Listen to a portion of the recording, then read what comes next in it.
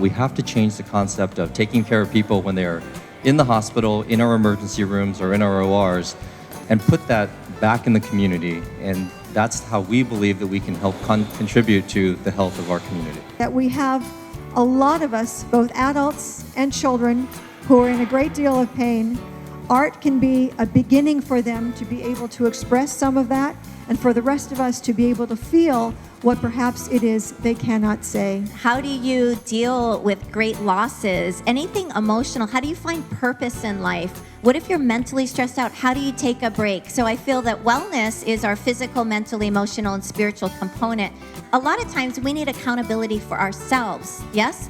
If you'll do everything for your children and for others, but what about you? Because a lot of people come in with a lot of emotional issues that they maybe haven't had time. When you're on the move and you're on the street, you don't have time to think about too much except surviving. So when they have a chance to do it, it's been really transformative. You think that giving someone a home, would do the trick, but it's a lot more than that.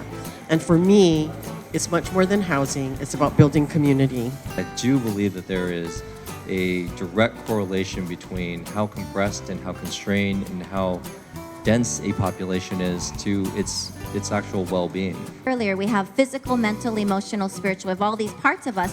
All of those parts are affected by design. How we feel comfortable any place has to do with the place in which we find ourselves, both psychologically, spiritually, and physically. How we embrace and how we treat people who have the least in our community does reflect upon our own wellness too. We're all connected. The more we try to define how we're going to transform ourselves in the future, it's really focused around being convenient, being accessible, and then also, looking at best practices around the nation and creating environments that promote wellness. You've got to start with you, where you are, your family, your neighborhood, and then let those ripples happen. But you can't go out here first and then see if you're trying to backpedal. It doesn't work. How you treat people makes a difference. And I can only treat people well if I'm treating myself well. So it really is, what is each person doing to help themselves? I think it really is about inviting people to connect. Even the pathways between the houses, are such that they connect everybody in that one group. So every day it's important to just make decisions that really are going to make a difference.